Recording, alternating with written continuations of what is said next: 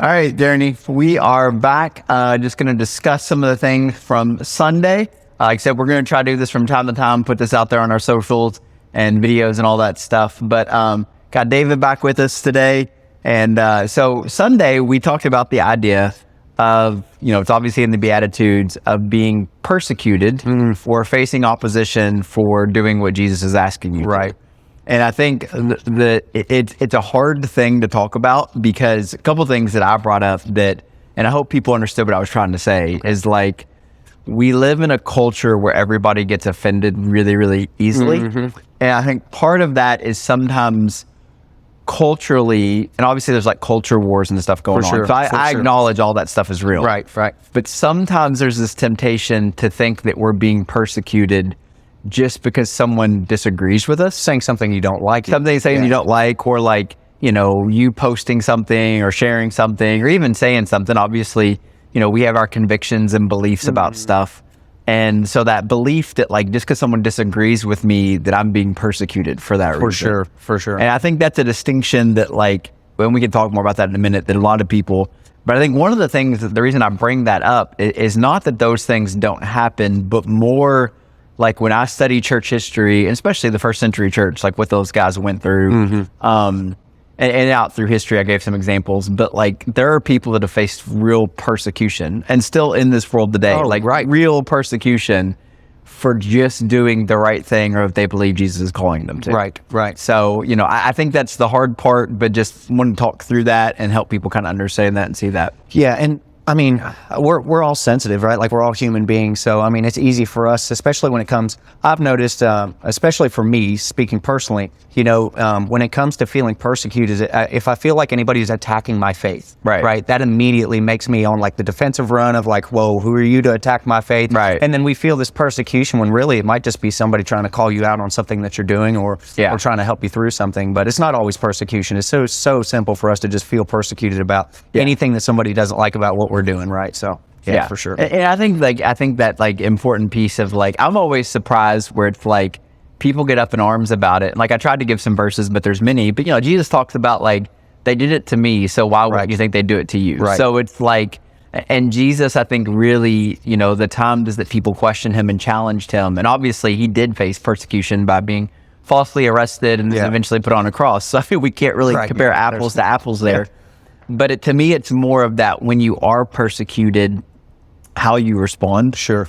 And I think that is one of the things that like we struggle with in today's culture, and probably in the American church. Like that's a big one that, I remember growing up, like it still happens today, but like, I don't know who put this memo out there, but it was like, if somebody did, like a product or a company did something we didn't like, we just boycott them. Right. Yeah. I feel like we've boycotted Disney like 30 times, Yeah, for sure. And I feel like that I understand why people feel that conviction to do it, because maybe that company did something or represented something that we don't completely agree with. Something we don't align with at all. Sure. But like to feel like we're being persecuted, number one, because of that, but also like, I feel like boycotting, like I feel like that might be sending the wrong message to some people. Sure. Yeah. And it may not be the most efficient way either of getting your message across that you're trying to get. With you. So any thoughts on that? Or? No, I mean, really, persecution is really, really tough, especially when it comes to this fragile world that we live in. A lot of us, the slightest thing could mean persecution, but there is real life, even for people here in Bullitt County, that will face persecution because of their faith and because of their belief in Jesus. And, this is just another time that Jesus kind of gives us the comfort of like, look, if it's going to happen to me, it's going to happen to you. It's almost, it's a preemptive expectation. Like, just know that this will happen, but you are blessed because of it to me. So that's my thoughts. I think too, like, whenever we face opposition, like I always try to remind myself like of this idea that like nobody, you kind of said it, no one likes their worldview being challenged, right? Nobody. We don't like it. That's why people get up in arms. But you got to realize that like everybody has a worldview, whether it's right or wrong, and so like that idea that someone doesn't agree with your worldview, you might be right in your worldview, but the way you have that conversation with them or that dialogue, or the way you respond when you do face opposition or persecution or whatever it is, that really says a lot, but also sets a precedent, I think, for other people. Does that make sense? Oh, yeah, and for I think sure. that's why we just have to be really careful with that and how we respond, and I think, the numbers are out there. I think somebody once said life is 10% what happens to you and 90% how you respond react to it. Yeah. And I think if we could remember that in those moments where we do, and you're right, we will face to some degree, I think, some opposition and persecution. Sure. I think a completely different type of opposition and persecution than what we're talking about with, people in the world, places in India and even like in China and stuff like that, where like these people have to go really out of their way just to go to church. Right. So sometimes in complete secrecy. Yeah. I'm with you. So, I think one thing is like, and maybe I'm putting you on the spot, so we apologize, video, but like, what is something you can think of where you've done the right thing, that you face some opposition for? That's a tough one. I would say there's one part of my life that sticks out to me. So I was a freshman in high school, and I had gone to Portland, Oregon to do my freshman year of high school out there. And I was at a new school, completely new group of people, never been around this type of, a completely odd set of people opposed to what I was used to. Yeah. Anyways, like it was probably third or fourth day in my second school that I was at out there.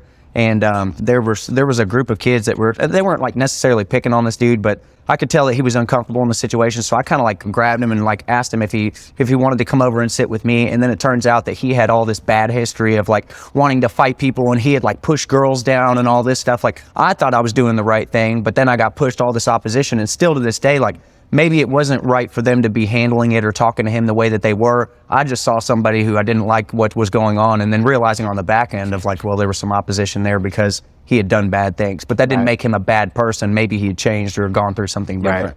I don't know if that really relates at all. No, it does. No, because I think that like, I think that is part of it. I think when we think of persecution, we think of like the stereotypical response is like, oh, I follow Jesus, so these people hate me. Mm-hmm. I'll be honest with you. In my adult life, I have never found a lot of people that just dismiss me because I follow Jesus. Right. No, I think sometimes that's in our head. Yeah. Like I found people that don't agree that I follow Jesus or might want to debate me about the semantics of following Jesus, stuff like that.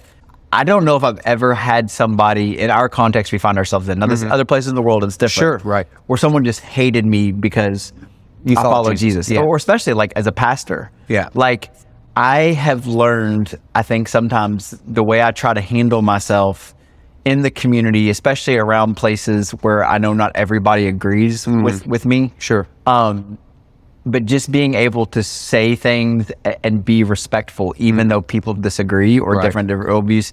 So I think that sometimes gets blown out of proportion. But I can tell you times where I think not necessarily following Jesus, but doing the right thing has cost me something. Sure. So I think like for that as an example, exchange. because like there is like your reputation now is associated with that kid, even though you were just trying to do the right thing. Right. And I think that, for me, it's just continuing, I love the verse, do not grow weary. Yeah. Look at him and do not grow weary, because I think there are times, whether it's you're being opposition just because you follow Jesus or just like doing the right thing. Mm-hmm. Like it is difficult sometimes to do the right thing. It is. And not necessarily persecution or opposition, but there might be challenges with that. Mm-hmm. And I think that we just have to have that mindset of continuing to follow Jesus, continuing to do the right thing, even when it costs us, and persevere through those things. And, it's a value exchange, right? Like doing the right thing, even outside of doing it in the sense of following Jesus, like if you really think about it, any good deed that you do is going to cost you something at some point. Really, it might cost you your comfort. It might cost you stepping out of your comfort zone. It might cost you, approaching somebody or having to say something to correct somebody else or something along those lines. It's always just a value exchange. And this is just the most important one to, to take grip on and really keep tight. Yep. Yeah. Cool. Well, guys, we love having you here on Sunday. We hope this is helpful to you having these conversations. And if you're facing some tough times, and I do know that at schools and works and stuff like that, like there can be these tension points, especially with following Jesus. Continue to do that and be respectful of people, even if they disagree with you. I love what Peter says is that like give it an answer for the hope that you have, but with gentleness and respect. So like, hey, I can stand in my conviction, but also present it in a way that I'm still being gentle and respectful to those people. But then, I mean, we have brothers and sisters around the world that are going through real persecution. So continue to pray for them, think about them, but also just continue doing the right things, lead your life well, do the best you can. I think we're all just trying to do the best with what we got. And so that's difficult, but just continuing to do what is right, even if it may cost you something. Yeah.